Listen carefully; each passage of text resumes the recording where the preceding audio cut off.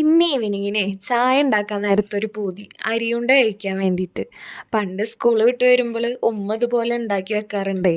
പക്ഷെ അന്ന് ഉമ്മാനായിട്ട് തല്ലായിരിക്കും. ഇതന്നെ ഉള്ളോ ചായക്ക്, ഇത് വേണ്ടാന്ന് പറഞ്ഞിട്ട്. പക്ഷെ ഇപ്പം ഏറ്റവും കൂടുതൽ മിസ് ചെയ്യുന്നത് ഉമ്മാടെ അരിയുണ്ട. പിന്നെ ഒന്നും നോക്കിയില്ലടോ, നേരെ ഉമ്മാനെ ഫോണിൽ വിളിച്ചു ഉമ്മാടെ അടുത്ത റെസിപ്പിയും കാര്യങ്ങളൊക്കെ ചോദിച്ചെടുത്ത്. പെട്ടെന്നൊന്നും ഉമ്മാടെ അടുത്ത് നിന്ന് അങ്ങനെ ഒരു റെസിപ്പി കിട്ടൂല ട്ടോ. പിന്നെ ഞാൻ ചോദിച്ചാലും ഉമ്മ പറഞ്ഞു തരാണ്ടിരിക്കൂലല്ലോ. അപ്പം അതുകൊണ്ട് ഉമ്മ എനിക്ക് പറഞ്ഞു തന്ന്. അപ്പോൾ ആദ്യം നമ്മൾ എന്ത് ചെയ്തു, അരി കഴുകി വെച്ചുട്ടാ. ഒരു അരിപ്പയിൽ കഴുകി വെച്ചു. പിന്നെ അതിൽ നിന്ന് വെള്ളമൊക്കെ പോയതിന് ശേഷം അരി വറുത്തെടുക്കാണ്. പിന്നെ ഉമ്മ വേറൊരു കാര്യം കൂടിയും പറഞ്ഞ് തളർത്തിട്ടോ. വേറൊന്നുമല്ല, നമ്മൾ അരി കൊണ്ട് ഉണ്ടാക്കുമ്പോഴും മട്ട അരി കൊണ്ടാണ് കൂടുതൽ ടേസ്റ്റ് കിട്ടാത്ര അരി കൊണ്ടൊക്കെ. അപ്പോൾ എൻ്റെ കയ്യിലാണെങ്കിൽ ജയരി ആയിരുന്നു ഉണ്ടായിരുന്നത്.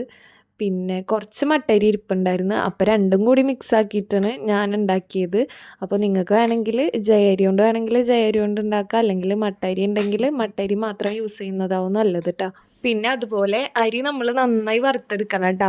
വറുത്തെടുത്തതിന് ശേഷം അതൊന്ന് ചൂടാറാൻ വേണ്ടി മാറ്റി വെക്കണം. ചൂടാറിയതിന് ശേഷം മാത്രമേ മിക്സിയിലിട്ടിട്ട് പൊടിക്കാൻ പാടുള്ളൂ. അതുപോലെ അരി വറുത്തെടുക്കുന്ന ടൈമിൽ നമ്മൾ ഇളക്കി നല്ല ക്ഷമയോടുകൂടി വറുത്തെടുക്കണം കേട്ടോ.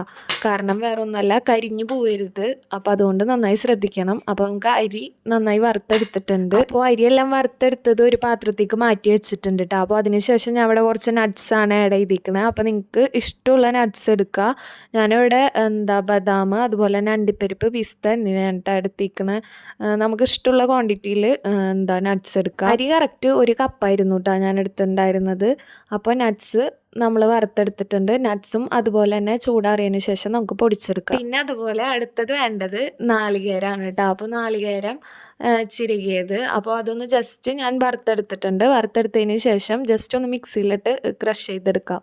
അതായത് ചെറുതായി ഒന്ന് ക്രഷ് ആക്കിയാൽ മതി. അപ്പോൾ വറുത്തെടുത്ത അരി ഉണ്ടല്ലോ, അത് ചൂടാറിയിട്ടുണ്ട്. അപ്പോൾ അതൊന്ന് നമുക്ക് നന്നായി പൊടിച്ചെടുക്കാം. പിന്നെ അടുത്തത് അതുപോലെ തന്നെ നമുക്ക് നട്ട്സും പൊടിച്ചെടുക്കാം കേട്ടോ.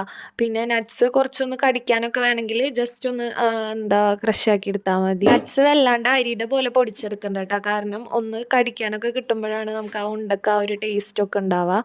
അപ്പോൾ അരി പൊടിച്ചത് എടുത്തിട്ടുണ്ട്. അതിലേക്ക് നമ്മൾ നട്ട്സ് പൊടിച്ചത് ആഡ് ചെയ്യുന്നുണ്ട്. പിന്നെ അതുപോലെ തന്നെ നാളികേരം ഒന്ന് ജസ്റ്റ് ക്രഷ് ചെയ്ത് ആഡ് ചെയ്ത് കൊടുത്ത്, എന്നിട്ട് അത് മൂന്നും കൂടെ നന്നായി ഒന്ന് മിക്സ് ചെയ്തെടുക്കാം കേട്ടോ. പിന്നെ അതിനുശേഷം ശർക്കര നീര്, ഞാനിവിടെ ഒരു 3 ശർക്കര ഉരുക്കിയതാണ്.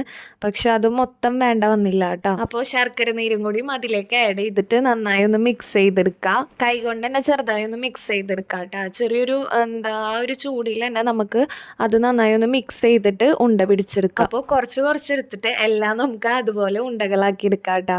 അപ്പോൾ ഞാൻ നേരത്തെ പറഞ്ഞ പോലെ ഇത്ര ഉള്ളോടോ, സിമ്പിളാണ് അരി ഉണ്ട ഉണ്ടാക്കാൻ വേണ്ടിയിട്ട്. ഞാൻ ഇത്രയും നാളും അരി ഉണ്ടാന്ന് വെച്ചാൽ വലിയ പണിയാന്ന് വിചാരിച്ചിട്ടാണ് ഇതുവരെ ട്രൈ ആക്കിയിട്ടുണ്ടായിരുന്നില്ല. പിന്നെ അതുപോലെ നല്ല ടേസ്റ്റാണ്. അതുപോലെ ഈവനിങ്ങിനൊക്കെ നമുക്ക് ചായക്ക് ഒരു അടിപൊളി കോമ്പിനേഷനാണ് കേട്ടോ.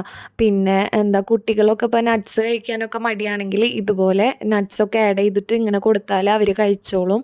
അപ്പോൾ ഇതെന്തായാലും മാക്സിമം എല്ലാവരും ട്രൈ ചെയ്ത് നോക്കുക. പിന്നെ എൻ്റെ ചാനൽ ആദ്യമായിട്ടാണ് കാണുന്നതെന്ന് വെച്ചാൽ സബ്സ്ക്രൈബ് ചെയ്യാൻ മറക്കരുത്. അതുപോലെ തന്നെ ഫ്രണ്ട്സിനൊക്കെ ഒന്ന് ഷെയർ ചെയ്ത് കൊടുക്കുക കേട്ടോ. അതുപോലെ ഫീഡ്ബാക്ക് ഒക്കെ ഒന്ന് കമൻറ്റ് ചെയ്യുക. അപ്പോൾ ഇത്രയുള്ളൂ. Thanks for watching.